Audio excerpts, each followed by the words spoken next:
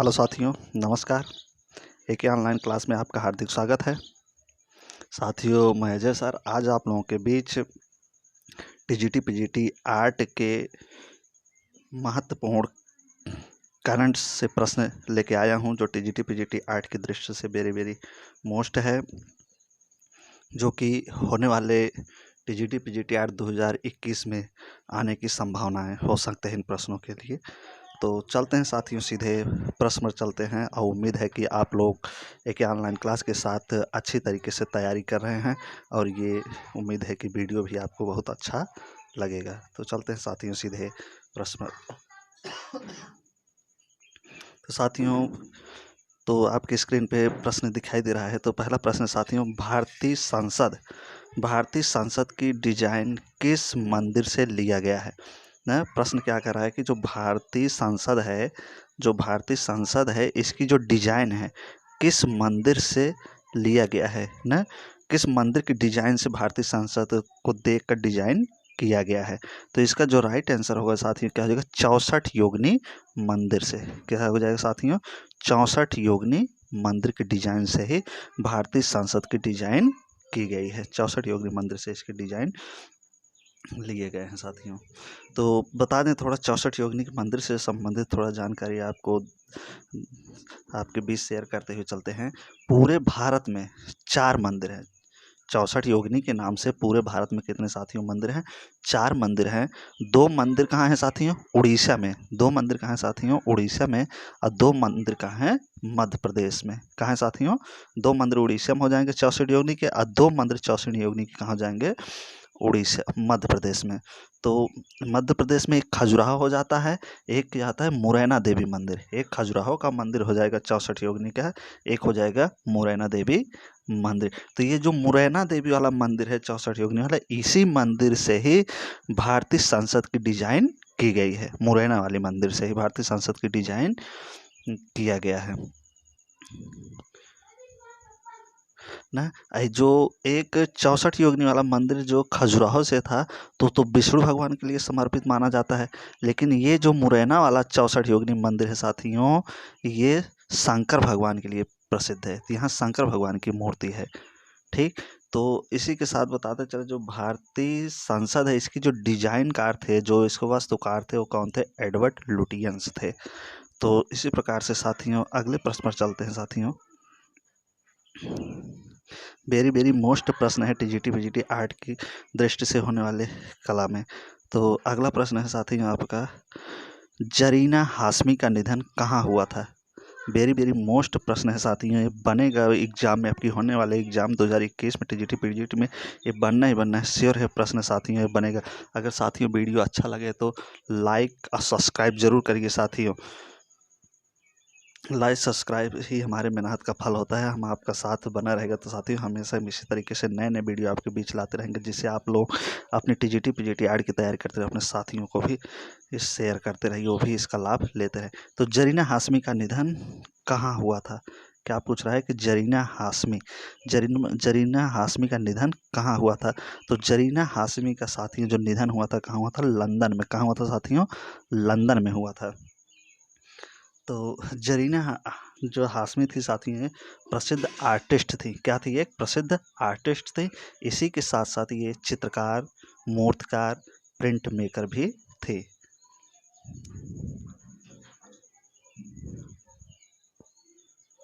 ना। इनका निधन कहाँ हुआ था साथियों, लंदन में। ठीक, अगले प्रश्न पर चलते हैं साथियों।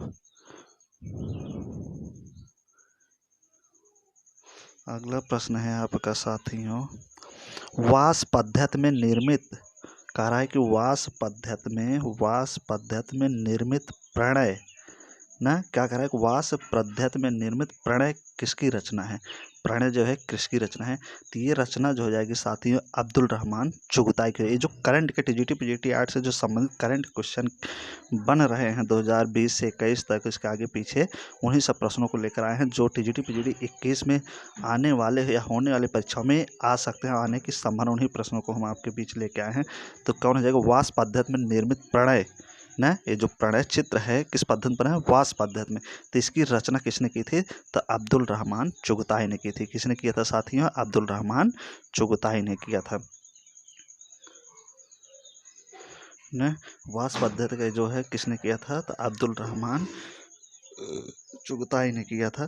तो इनके विषय में थोड़ा जानकारी लेते हैं साथियों, अब्दुल रहमान चुगताई के। तो ये क्या थे, फेमस कलाकार थे। अब्दुल रहमान चुगताई जो थे फेमस कलाकार थे। इनका जन्म 25 सितंबर 1897 में कब हुआ था साथियों, 25 सितंबर 1897 हुआ था, लाहौर पाकिस्तान में। कहाँ हुआ था साथियों, 1897 में लाहौर के पाकिस्तान में हुआ था साथियों।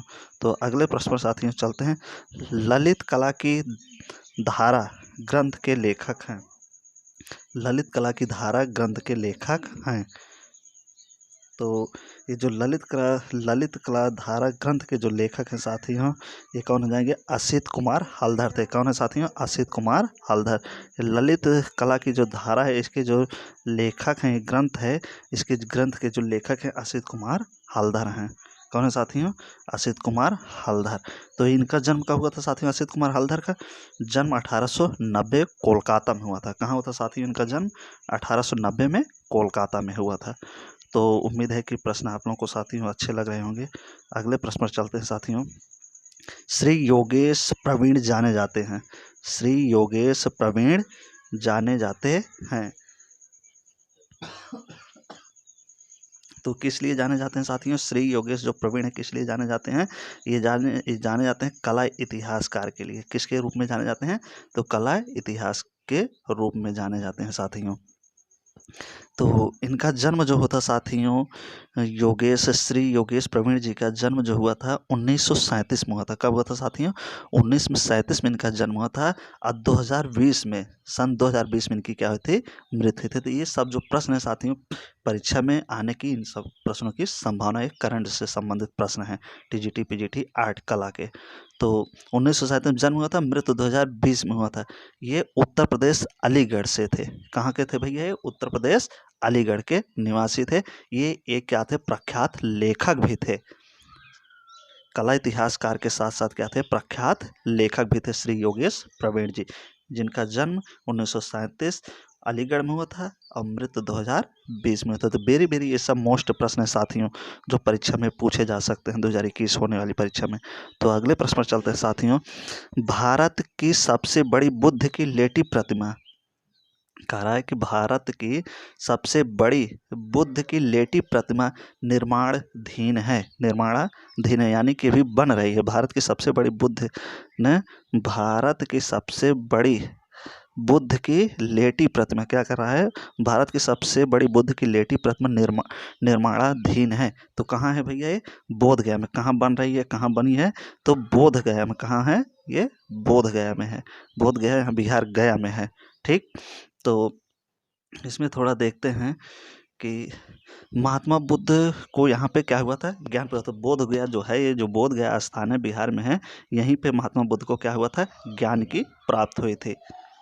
ठीक, और ये प्रतिमा जो है बुद्ध की लेटी हुई प्रतिमा सबसे बड़ी प्रतिमा मानी जाती है, भारत की सबसे बड़ी ना। तो बोध गया में ही लेटी हुई प्रतिमा बनी हुई है।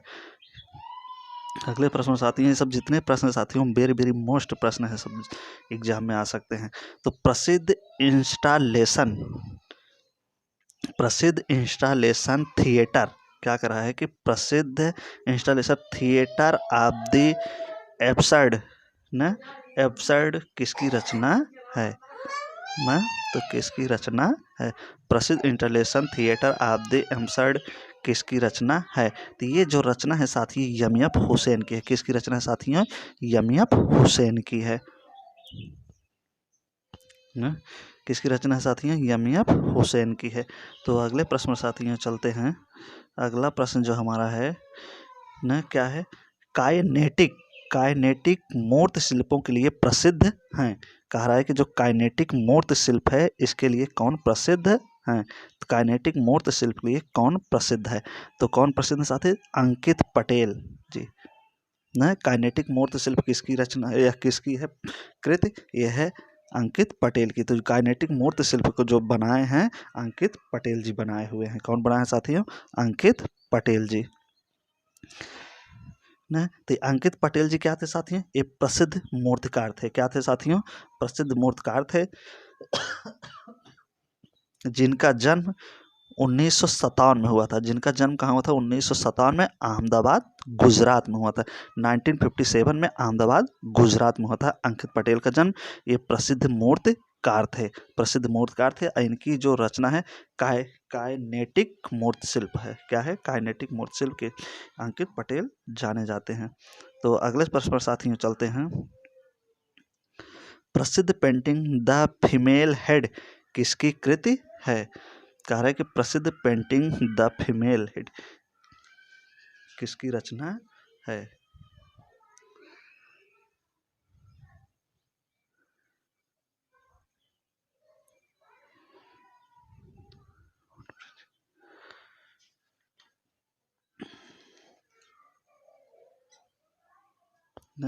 प्रसिद्ध पेंटिंग द फीमेल हेड किसकी रचना या किसकी कृति है। तो ये जो कृति है साथियों किसके है, अंजलि इला मेनन की है। किसकी साथियों, अंजलि इला मेनन की। प्रसिद्ध पेंटिंग द फीमेल हेड, क्या पूछ रहा है, प्रसिद्ध पेंटिंग द फीमेल हेड किसकी कृति है, किसकी कृति है, किसकी रचना है। तो ये किसकी साथियों, अंजलि इला मेनन की है। तो अंजलि इला मेनन के विषय में थोड़ा जानकारी लेते हैं साथियों। इनका जन्म जो था 1940 में, उनका जन्म जो था 1940 में पूरनपुर में हुआ था। कहाँ हुआ था साथियों, 1940 में पूरनपुर। ये पूरनपुर कहाँ है, पश्चिम बंगाल में है। तो पूरनपुर या पश्चिम बंगाल के पूरनपुर में हुआ था। ये प्रसिद्ध क्या थे, आर्टिस्ट थे। इसी के साथ साथ क्या थे, प्रेस पेंटिंग से, सॉरी, आर्टिस्ट भी थे। और पेरिस से क्या लेते, पेंटिंग की शिक्षा भी ये प्राप्त की थी अंजलि इला मेनन। भारत सरकार ने इन्हें 2000 में पद्मश्री पुरस्कार से भी सम्मानित किया था। अंजलि इला मेनन को भारत सरकार ने 2000 में पद्मश्री पुरस्कार से सम्मानित किया था। इसी के साथ साथ मध्य प्रदेश सरकार ने भी इन्हें कालिदास पुरस्कार से भी सम्मानित किया था अंजलि इला मेनन को। तो अगले प्रश्न पर साथियों चलते हैं। अगला प्रश्न है वट वृक्ष। अगला प्रश्न है वट वृक्ष किसकी श्रेष्ठ मूर्ति शिल्प है ना। ये जो वट वृक्ष है साथियों, क्या है, वट वृक्ष न, वट वृक्ष किसकी श्रेष्ठ मूर्ति शिल्प है। तो ये जो वट वृक्ष मूर्ति शिल्प है साथियों किसका है, नागजी पटेल जी का है। किसका है, नागजी पटेल का। तो वेरी वेरी मोस्ट क्वेश्चन है साथियों। इन सब प्रश्नों को आप नोट डाउन करके रखिए। ये आगामी होने वाले परीक्षा 2021 में ये सब पूछे जा सकते हैं, करंट से सब ये प्रश्न है। तो वट वृक्ष किसकी श्रेष्ठ मूर्ति शिल्प है। क्या है ये, मूर्ति शिल्प है वट वृक्ष। तो नागजी पटेल की है। किसकी द्वारा बनाया गया है, नागजी पटेल के द्वारा ये बनाया गया है साथियों। तो नागजी पटेल का जो जन्म हुआ था साथियों, कहाँ हुआ था, गुजरात में हुआ था। कहाँ हुआ था, गुजरात में 1937 ईस्वी में। कब हुआ था, 1937 में गुजरात में। ये प्रसिद्ध मूर्तिकार थे। क्या थे, प्रसिद्ध मूर्तिकार थे। वट वृक्ष इनका सबसे प्रसिद्ध मूर्ति भी मानी जाती है, जो जोधपुर में सैंडस्टोन से बनाया गया है। कहाँ पे है भैया, है ये जो वट वृक्ष है, कहाँ है, जोधपुर में है। कहाँ पे है, जोधपुर में। और सैंडस्टोन पत्थर से बनाया गया। तो लगभग इनकी जितनी भी मूर्तियाँ होती थी, नागजी पटेल द्वारा जितनी भी मूर्ति रचनाएं की हैं, ये सब ये पत्थर से ही बनाए हुए हैं। अगले प्रश्न पर साथियों चलते हैं। कृष्ण खन्ना का संबंध है। क्या पूछ रहा है कि कृष्ण खन्ना का संबंध है। तो किससे है कृष्ण खन्ना का संबंध, ये लायलपुर पंजाब के रहने वाले थे। तो कहने का मतलब कृष्ण खन्ना कहाँ के निवासी हैं, कहाँ के रहने वाले हैं, तो लायलपुर पंजाब के रहने वाले हैं। लायलपुर पंजाब से संबंध है इनका कृष्ण खन्ना का। तो कहने का मतलब का जो निवास स्थान है लायलपुर पंजाब है। तो कृष्ण खन्ना के विषय में थोड़ा जानकारी लेते हैं साथियों, चर्चा करते हुए चलते हैं। इनका जन्म 1925 में पंजाब में हुआ था न। कृष्ण खन्ना का जो जन्म था लायलपुर पंजाब में हुआ था। कब हुआ था, 1925 में। ये भारत पद्म विभूषण से भी सम्मानित है। भारत सरकार ने पद्म विभूषण सम्मान से सम्मानित किया है 2011 में। अगले प्रश्न पर साथियों चलते हैं। अगला प्रश्न है आपका, प्रसिद्ध रचना केश विन्यास किसकी है। कह रहा है कि प्रसिद्ध जो रचना है, क्या है ये रचना है, प्रसिद्ध रचना केश विन्यास किसकी है। तो केश विन्यास जो प्रसिद्ध रचना है विनोद बिहारी मुखर्जी जी का है। किसका साथियों? विनोद बिहारी मुखर्जी जी का है। प्रसिद्ध केश विन्यास जो रचना है विनोद बिहारी मुखर्जी जी का है। तो इनके विषय में थोड़ा चर्चा करते हैं। विनोद बिहारी मुखर्जी जी पद्म विभूषण, भारत सरकार ने इनको पद्म विभूषण से सम्मानित किया है विनोद बिहारी मुखर्जी को। और कब? 1974 में। कब किया था भैया पद्म विभूषण से सम्मानित? 1974 में विनोद बिहारी मुखर्जी को भारत सरकार पद्म विभूषण से सम्मानित किया 1974 में। तो अगले प्रश्न पर साथियों चलते हैं। पैग ग्रुप के मूर्तिकार कौन थे? न ये जो पैग ग्रुप है आपके सामने जो प्रश्न है, पैग ग्रुप के जो मूर्तिकार हैं कौन है, पूछ रहा है कि पैग ग्रुप के जो मूर्तिकार हैं कौन है न? तो कौन थे?